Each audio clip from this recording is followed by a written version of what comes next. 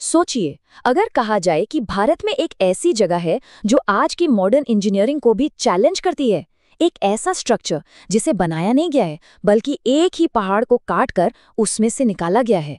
आज हम एक ऐसे ही अकल्पनीय चमत्कार के रहस्य से पर्दा उठाने वाले हैं। तो चलिए सीधे मुद्दे पर आते हैं। जब भी हम किसी भव्य प्राचीन मंदिर के बारे में सोचते हैं तो दिमाग में क्या आता है? ईंट और पत्थर से बनी एक विशाल इमारत, है ना? लेकिन आज हम जिस अजूबे की बात कर रहे हैं वो वैसा बिल्कुल भी नहीं है। असल में ये कोई बिल्डिंग है ही नहीं, ये तो एक स्कल्पचर है, एक मूर्ति, बल्कि यूं कहें कि दुनिया की सबसे बड़ी और सबसे मुश्किल मूर्तियों में से एक। जरा कल्पना कीजिए, एक पूरी की पूरी संरचना जो एक ही पत्थर से तराश दी गई हो। और यही बात तो इसे सच में अविश्वसनीय बना देती है। इसे बनाने के लिए कोई पत्थर कहीं से लाया नहीं गया, इसे एक ही विशाल पहाड़ को ऊपर से नीचे तक तराश कर बनाया गया था। ये 10 मंजिला इमारत जितना ऊंचा है और 2 फुटबॉल के मैदान जितना चौड़ा। तो असली सवाल ये नहीं है कि इसे किसने बनाया, असली सवाल तो ये है कि कैसे, ये नामुमकिन सा लगने वाला काम आखिर पूरा कैसे हुआ। और बस इसी रहस्य को हम आज खोलने जा रहे हैं। जी हाँ, हम बात कर रहे हैं महाराष्ट्र के एलोरा में मौजूद शानदार कैलाश मंदिर की। ये वास्तुकला का एक ऐसा चमत्कार है जो आज भी इतिहासकारों, इंजीनियरों और वैज्ञानिकों को हैरान कर देता है। ये सिर्फ एक मंदिर नहीं है, ये इंसानी सोच और हुनर का एक जीता जागता सबूत है। एक ऐसा निर्माण जिसने आने वाली पीढ़ियों को सचमुच हैरान करके रख दिया है। और ऐसा क्यों है, ये समझना मुश्किल नहीं।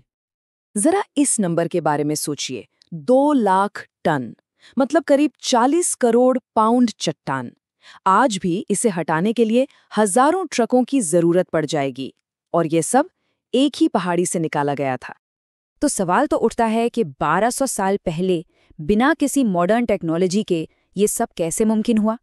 कुछ लोग तो यहाँ तक कहते हैं कि इसे एलियंस ने बनाया, लेकिन असली कहानी एलियंस की कहानियों से कहीं ज्यादा मजेदार और हैरान करने वाली है, और वो सबूतों पर आधारित है। अब देखिए, कैलाश मंदिर के रहस्य को सुलझाना है तो हमें थोड़ा पीछे जाना होगा, इसके कंटेक्स्ट को समझना होगा। ये मंदिर एक बहुत बड़ी कहानी का हिस्सा है, एक ऐसी कहानी जिसमें 2 अलग-अलग लेकिन आपस में जुड़ी हुई जगहें शामिल हैं, अजंता और एलोरा। इन दोनों जगहों में फर्क समझना बहुत जरूरी है। देखिए, अजंता की गुफाएं जो कि पुरानी हैं, वो पूरी तरह से बौद्ध धर्म को समर्पित हैं और अपनी कमाल की पेंटिंग्स के लिए जानी जाती हैं। वहीं दूसरी तरफ एलोरा में हिंदू, बौद्ध और जैन तीनों धर्मों का संगम देखने को मिलता है, और यहाँ का मेन फोकस स्कल्पचर और आर्किटेक्चर पर है। कैलाश की गुत्थी सुलझाने का पहला क्लू, पहला सुराग हमें मिलता है अजंता की इन कहानियों में। ये गुफाएं हमें दिखाती हैं कि कैलाश बनने से सदियों पहले ही भारत में कला की एक बहुत गहरी और एडवांस्ड परंपरा मौजूद थी। अजंता की कला का आधार हैं जातक कथाएं। ये सिर्फ कहानियां नहीं हैं, बल्कि ये बुद्ध के पिछले जन्मों की कहानियां हैं, जिनमें करुणा, ज्ञान और त्याग की शिक्षा दी गई है। मतलब जब वे बोधिसत्व थे। चलिए एक कहानी की मिसाल लेते हैं, महाकपि जातक। इसमें होता ये है कि बोधिसत्व एक बंदर राजा के रूप में जन्म लेते हैं, जो अपने 80,000 साथियों को बचाने के लिए अपने ही शरीर को एक पुल बना देते हैं। ये कहानी दिखाती है कि अजंता की कला कितनी सोफिस्टिकेटेड थी, जहां आर्ट सिर्फ सजावट नहीं बल्कि शिक्षा और प्रेरणा देने का एक जरिया था। अच्छा, तो अजंता से हमें पहला सुराग मिला। अब वापस एलोरा चलते हैं दूसरे सुराग के लिए। एलोरा की सबसे अनोखी बात इसका मल्टी रिलीजियस कैरेक्टर है, जो एक जबरदस्त कोलैबोरेटिव कल्चर का सबूत है। जरा सोचिए, एक ही जगह पर हिंदू, बौद्ध और जैन धर्म के स्मारक शांति से एक साथ बने हुए हैं। ये एक ऐसे माहौल की तरफ इशारा करता है जहां कलाकार और राजा महाराजा धर्म की सीमाओं से ऊपर उठकर बड़े बड़े प्रोजेक्ट्स पर मिलकर काम कर सकते थे। तो अब हमारे पास दोनों सुराग हैं, कला की एक लंबी परंपरा और साथ मिलकर काम करने का कल्चर। अब इन सब टुकड़ों को जोड़ने का वक्त आ गया है।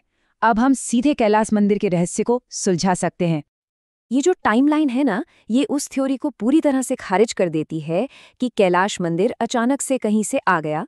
नहीं, ये कोई अचानक हुआ चमत्कार नहीं था।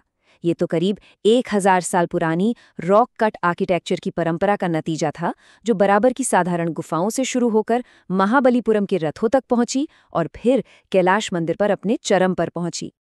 तो फिर मंदिर में इतने अलग अलग आर्ट स्टाइल्स क्यों हैं? इसका जवाब है एक एंशिएंट ड्रीम टीम। राजा कृष्ण प्रथम ने जंग में जीते हुए इलाकों से बेहतरीन कलाकारों को इकट्ठा किया। सोचिए, राष्ट्रकूटों की चट्टान काटने की महारत, चालुक्यों का आर्किटेक्चरल डिजाइन और पल्लवों का स्कल्पटिंग स्किल, इन सब ने मिलकर कैलाश मंदिर को बनाया। और बनाया कैसे? यहीं पर तो असली जीनियस छुपा है, एक कमाल की इंजीनियरिंग टेक्निक से, जिसे कहते हैं टॉप डाउन मेथड। मतलब उन्होंने पहाड़ में 3 बड़ी बड़ी खाइयां खोदी और एक विशाल पत्थर के ब्लॉक को अलग कर लिया। फिर कारीगरों ने ऊपर से यानी शिखर से नक्काशी शुरू की और धीरे धीरे नीचे की ओर बढ़ते गए। ये तरीका इतना सिंपल और इतना इफेक्टिव था कि इसने नामुमकिन को मुमकिन कर दिखाया। तो अब जब ये रहस्य सुलझ गया है, तो सवाल ये है कि कैलाश मंदिर का असली मतलब क्या है? ये सिर्फ पत्थर और कलाकारी से कहीं ज्यादा है। ये एक बहुत शक्तिशाली विरासत का प्रतीक है। और देखिए, यही सबसे जरूरी बात है, ये मंदिर किसी बाहरी शक्ति का नहीं बल्कि इंसानी जीनियस का सबूत है। जब हम एलियंस या किसी रहस्यमयी टेक्नोलॉजी को इसका क्रेडिट देते हैं, तो हम अनजाने में अपने ही पूर्वजों के ज्ञान, उनकी रचनात्मकता और उनकी कड़ी मेहनत का अपमान करते हैं। और ये हमें एक आखिरी सवाल के साथ छोड़ जाता है। कैलाश मंदिर हमें याद दिलाता है कि प्राचीन दुनिया में कितना ज्ञान और कौशल मौजूद था, जो शायद वक्त के साथ खो गया है। और ये सोचने पर मजबूर करता है, हमने और कौन सी प्राचीन प्रतिभा को भुला दिया है, जिसे फिर से खोजने और समझने की जरूरत है।